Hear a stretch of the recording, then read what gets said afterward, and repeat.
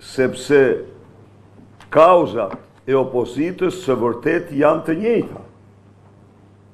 PD dhe ASHM kanë të njëjtat kauza.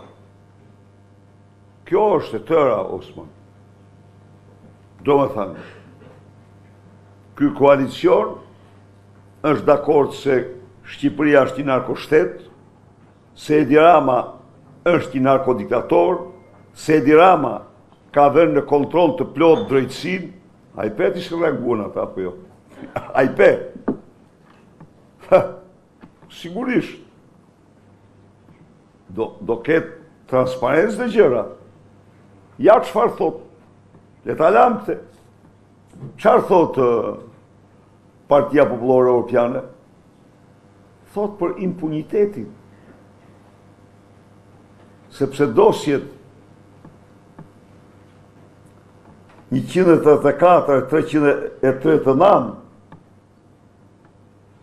janë gur, janë tabel turpin qafën e tyre që i mbajnë. Shkruhet turp për ata që i mbajnë. Kështu që gjërat po konfluojnë njëra me tjetrën në dy anë të Atlantikut. Po ka një sintoni. Tani, Partia Demokratike nuk është këtu edhe njerë. Çdo njeri që njeh ligjin amerikan dhe e din që kontrata publikohet në fara, atë në çdo njeri e shkarkon. Nuk ka gjë për të fshehur këtu fare. Po kontrata është midis avokatit të famshëm dhe fondacionit Make Albania Great Again.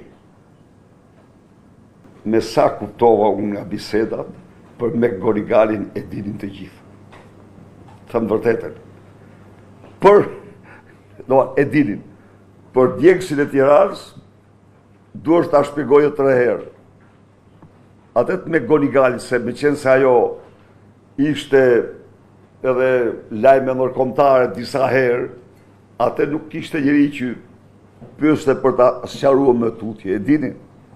Dhe do më thonë çka do thotë që Edi Rama u thonë me thesin e $225.000 që i ka dhanë me Gonigalit. Nuk pash do një që nuk e dinte, nuk gjeta do një që nuk e dinte, dhe mos e dinte, së mund të thënë. Kurse aty që ishte, do më thënë, shumë e veçantë, ishte djegësi. Po djegësi, pas ja u shpjegon, po djegësi nuk ekziston. Si? Nuk ekziston. Kjo ishte... I dukesh e pabesueshme ta. U dukej gjëja më e pabesueshme.